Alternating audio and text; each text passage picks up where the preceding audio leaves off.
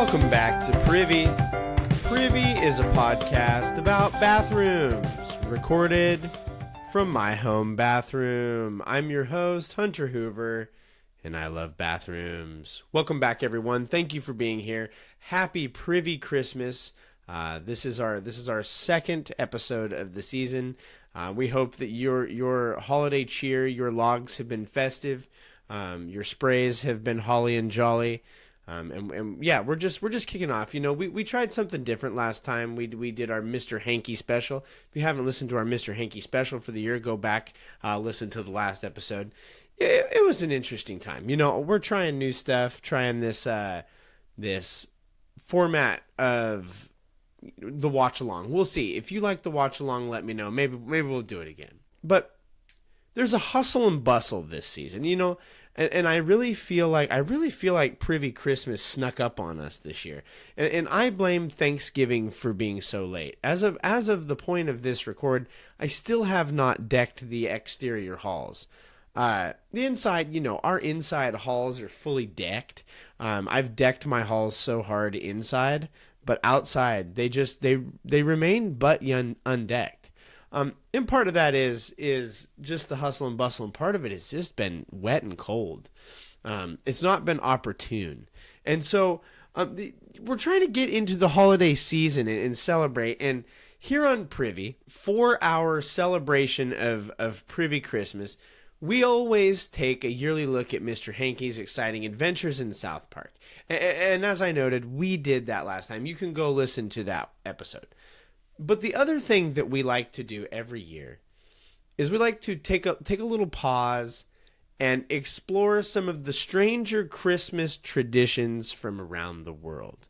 And while there seems to be no shortage of strange Christmas traditions, we aren't necessarily concerned with why people are decorating trees with spiders, which is a thing, or why some cultures have Christmas witches, which is also real, or why in some cases Santa seems to have strange ne'er-do-well counterparts. Here on Privy, those are interesting, and those perhaps are maybe their own show, maybe bonus episode. But here on Privy, we are specifically concerned with those strange Christmas traditions that are concerned with the bathroom or find themselves in many ways very bathroom adjacent. These are the bathroom adjacent Christmas traditions around the world. And you know the funny thing is here? You know what's weird? You would think that the list of things that are both A, Christmas related, and B, like deal directly with the bathroom or poop would be an incredibly short list. But as we've seen in years past, and as we are going to continue to see this year, it's not. You would hope that those Venn diagram circles don't overlap, but it turns out they do in some pretty big ways. In years past, we've discussed everything from little men who sneak into the nativity scene to moon everyone and take a dump behind the stable, to a log that poops gifts, looking at you, T.O. Daydenal, to people stashing a Christmas fish in the bathtub, and the psychedelic qualities of reindeer urine. We've been there and we've talked about so many things here on Privy Christmas. And I want to give you guys a little candid honesty here for a second. Every year as Privy Christmas rolls around, I start to wonder, am I going to find it? Like, is the bathroom magic going to happen for this holiday season? Am I going to be able to find the weird bathroom-related thing to talk about? And sometimes, like, I think maybe this year is the one where we're going to have to come up with something else to do for the Christmas season. I mean, there's only so many stories and so many myths and so many folk tales that both deal with Christmas and the bathroom, right? Like, how many? There's only a few, right? Right, guys? But I want you to know that though one day that might be in our future as a part of our traditions on the show, I'm here to tell you that it is not this year. This year, we found another one. And this year, we need to talk about the Calicantzaros. Maybe you are like me and you are fully into your adulthood and you've never heard the term, let alone the idea of anything called a Calicantzaro. The way the Calicantzaro are described, or I believe they're called Calicantzaroi, if there's more than one, it's one of those fun fish and fish are plural. Well, this is Calicantzaros and Calicantzaroi. But the way these are described and the way their name depicts them are two very different things. The name Calicantzaros is somewhat debated in its origin and where it comes from. One less believed theory is that it comes from the Greek kalos and centauros or kentauros, meaning a beautiful centaur. Based on this description, you would think these would be some handsome and beautiful four-legged humanoid creatures. And if a centaur is beautiful, is it the horse part of the centaur that is beautiful, or is it the human part? Also, are there women centaurs? I feel like every time I see any like Harry Potter or like Narnia, you always read about male centaurs. Maybe the women centaurs are called something else. I don't know. But there's people out there just screaming that this idiot, you fool. But they're described as beautiful centaurs if this is the meaning of Calicantzaros. We digress. But the origin of the name is usually contested, and it's usually believed that it comes more from the Turkish Karakonjalos. This literally means black or dark bloodsucker. What did he say? And as such, many have even taken them to have a werewolf or vampiric tendency. Now, I promise, listener, I know I teased Christmas witches at the top of the show. I promise we are not getting ready to do Christmas vampires or Christmas werewolves, although might not be the worst idea for our festive holiday season. Either way, the picture I have in my brain, whether it comes from Calicantzaros, the Greek, or Karakonjalos, the Turkish, the picture that I have in my brain when I hear those words and the definitions of those words and I begin to read about them, and the ones others have put into art and drawings are nothing like a centaur or vampire. Like both of those translations, beautiful centaur or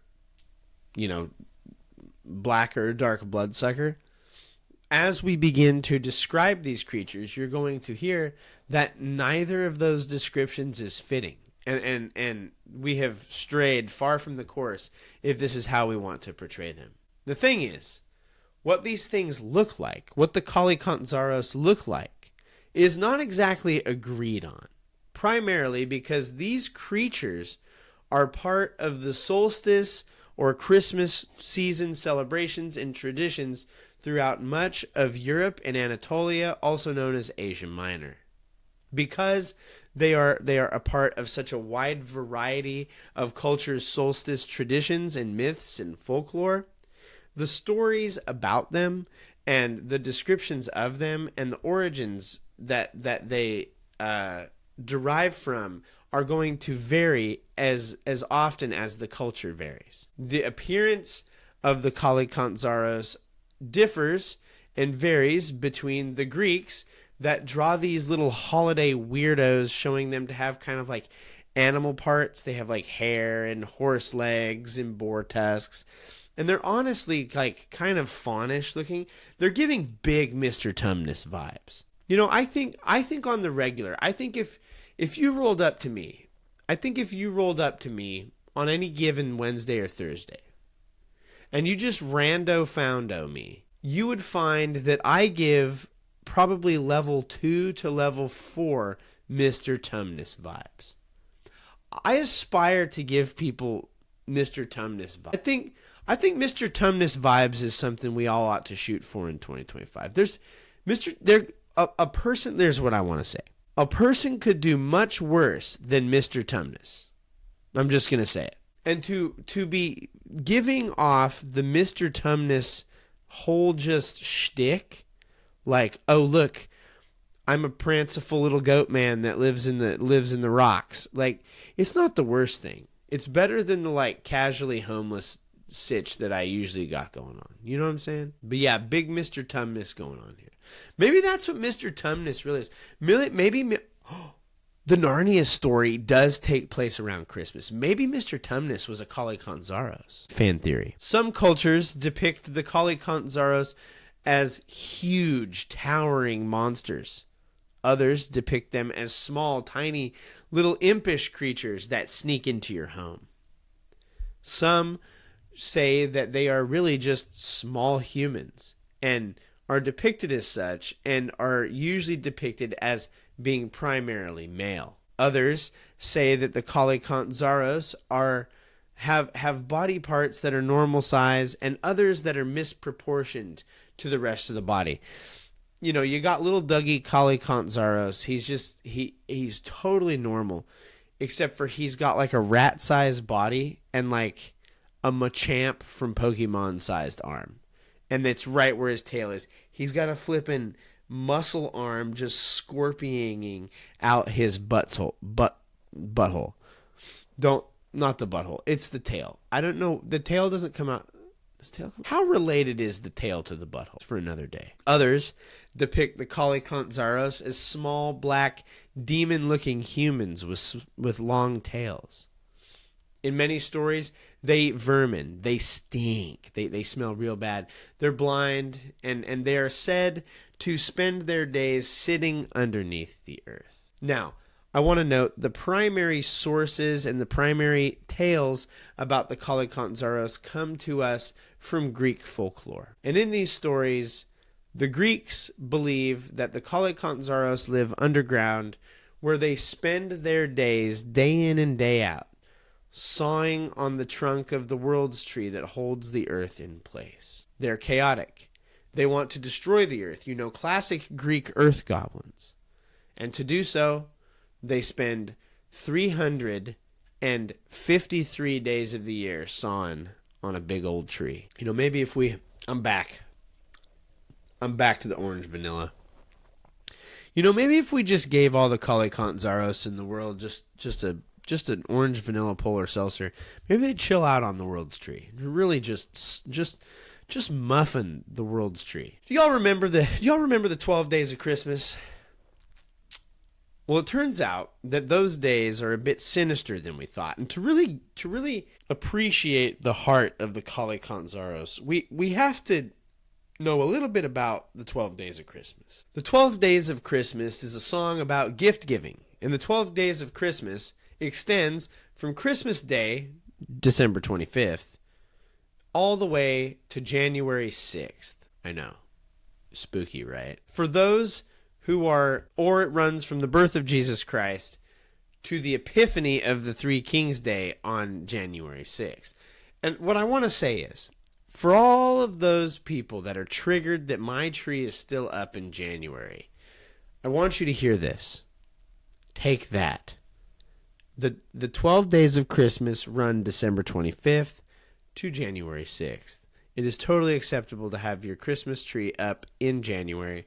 Now, did I have my Christmas tree up in November? Yes, of course. Did I have my Christmas tree up before Thanksgiving this year? Yes, of course. Was it because Thanksgiving was so late this year? Absolutely not. I would have anyway. So let the record show. I'm not sitting here hiding it. It is totally acceptable, and I would argue ought to be normal to have your festive holiday Christmas tree up for at least 2 months. Should be normal. Enjoy it.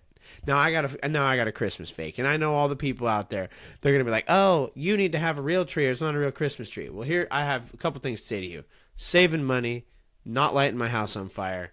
My allergies are a little bit better, so I got a Christmas fake. It's great. It's pre-lit. I plug and play, and everybody's happy. It's all good. And it can be up for 2 months. I don't have to buy a replacement tree half. But these 12 days of Christmas in the song, the days are kept alive through gift giving and singing. And see the Grinch's note on this. But the 12 days of Christmas I mean, really, you're getting a bunch of strange gifts. Like, truly, they're wild. But these 12 days of Christmas are the days where the Kalikanzaros are allowed to come up from out of the earth's depths to wreak havoc on the people up topside. Nothing says Merry Christmas or Joyous Festivus or a whatever holiday like a bottom-dwelling Greek hobgoblin coming to the Earth's surface to a real tricky surprise on you. And this happens on Christmas Day, usually right after they've spent all year trying to saw through the trunk of the Earth tree. They're allowed to come topside and as a result step away from their work for a little time, take a little rest. The Kalikanzaros have earned a rest. They've been trying to destroy the world for 353 days, and they get 12 days off, dang it. And they're going to use them. While on the Earth, we really get to the heart of why we need to talk about these dudes on the show. Much like jolly old Saint Nick, I'm sure he isn't mad at me anymore. Like, Santa and I are good now, right? We had a real good talk. Santa and I had a good chat a couple years ago, and Mrs. Claus, you know, she set the record straight on a lot of things last year. It was good. It was good. And things are going great up north. And the goblins sneak their way into a home after, on Christmas Day through open windows, doors, or in some cases, sneaking down chimneys. The real question is not worth thinking about is who did it first? Like, who was the first one to slide their backside down somebody's chimney, you know what I'm saying? That's what the kids are calling it these days. But it's not as important to worry about if the Kalikanzaros did it first or if Santa did it first. Really, what we ought to be wondering is who does it better. And then if they can find a way into your home, the Kalikanzaros are going to pull all sorts of nasty tricks on you. Some are simple things like getting into the sweets, snacking down all my Oreos, and dogging down my ice creams. Little runts, little pieces of mother. If I catch a Kalikanzaros just elbow deep in a bag of any of my checks or goodies, I'm gonna feed them to my dog. Like, my dog's dumb and she won't eat them, but I will attempt it. I will attempt it. They sneak down the chimney and eat my sweets. But yeah, Santa's the problem. They'll get into all sorts of mischief. They steal things. They'll move stuff. They'll move your keys. They'll just grab your keys and take them from one area to another and just hide them. Just pure chaos, so you can't find stuff. Some reports say that the Kalikanzaros will, quote, just lie. And if they're lying to you, that would presume that you are interacting and interfacing with these strange folklorish mythical creatures.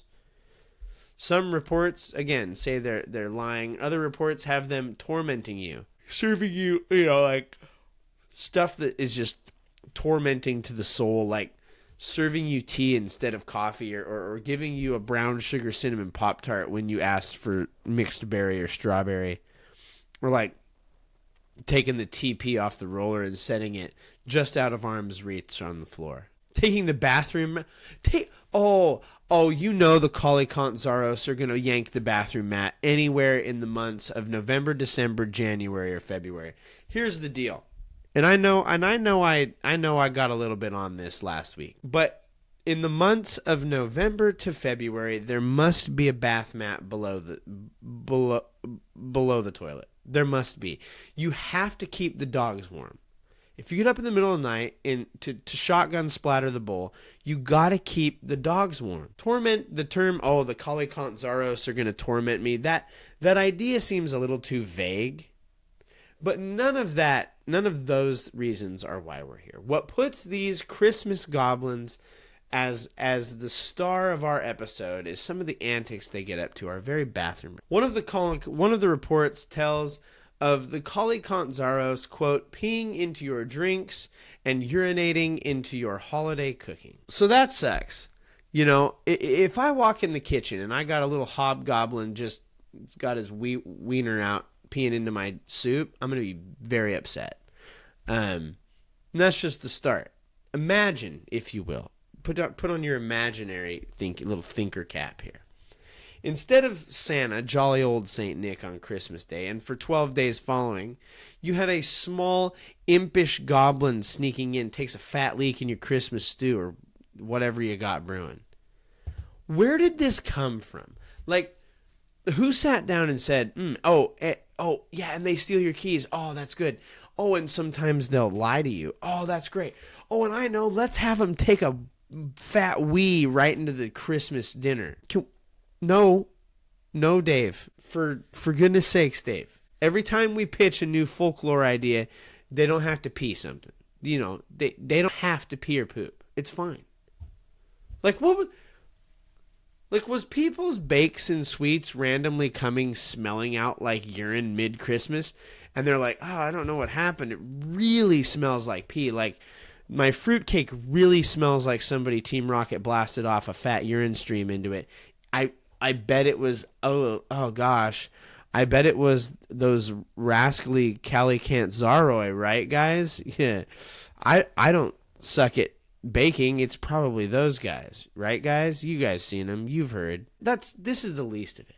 Much like Santa depositing a lump of coal into a bad kid's stocking, which nowadays, that could be worth something, first of all. That coal could be worth something. But these guys, the Calicant Zaroi, are just dropping a fatty in the sack.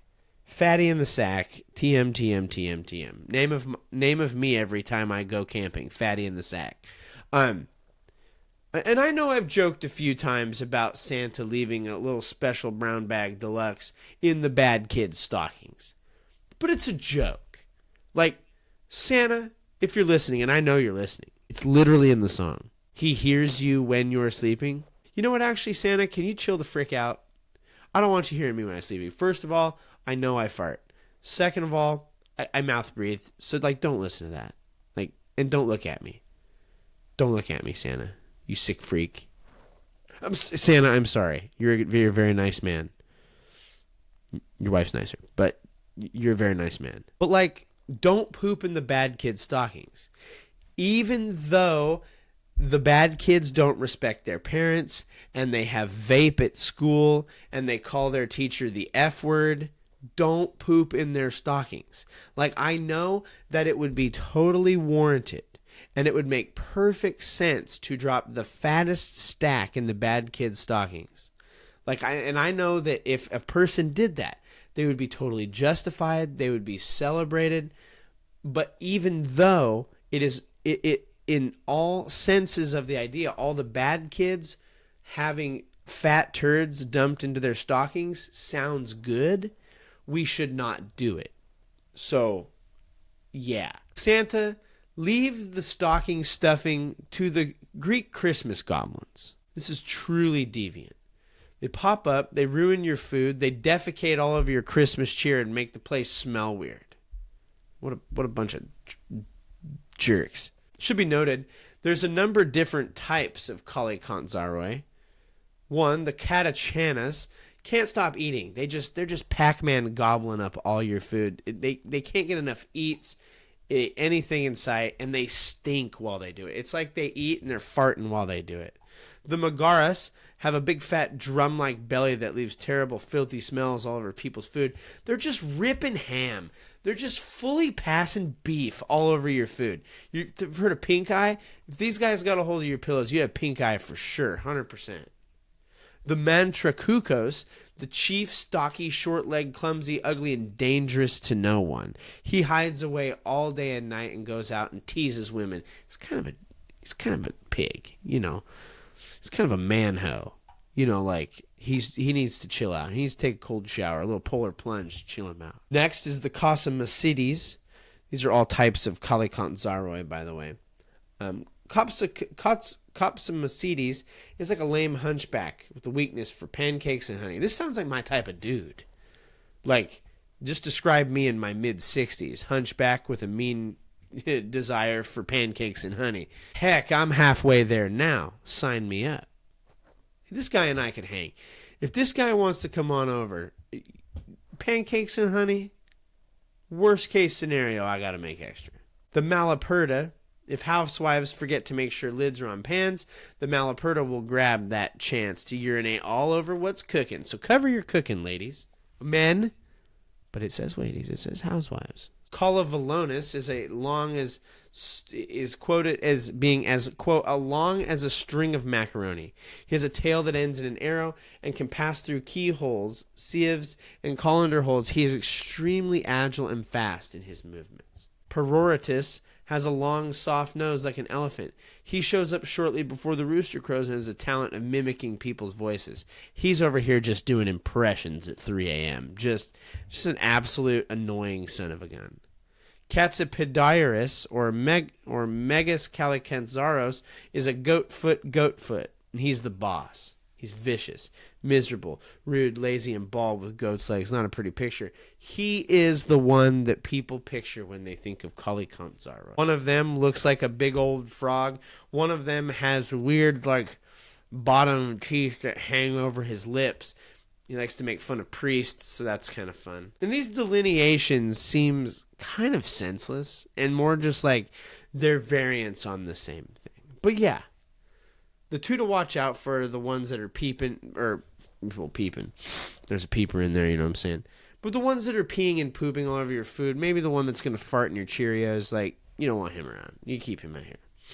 The good news, though, is the calicanzaros, they only wreck this havoc for the 12 days of Christmas. That is because on January 6th, they are forced via the sunlight somehow to return to the center of the earth, where they will have to start anew on sawing down the world tree. And spoiler alert, in those 12 days off, the world tree has repaired itself and it's back to normal. That's good. I suppose 12 days of stinky Christmas is a small price to pay to save the world. But just as these little fart goblins exist in myth, as with all unwanted mythical and folklore creatures, there's always a way to ward them off and keep them at bay. This year, if you're worried about the calicanzaros taking a fat deuce in your stocking or farting all over your breakfast cereal, here's some ways to keep them away from your home. The first is you can set a colander on your doorstep. Pretty smart, right? The reason that you want to set a colander on your doorstep is not so you don't look like a crazed mushroom-smoking lunatic. It's because the goblins you see, the calicanzaros, they can't count past the number 2.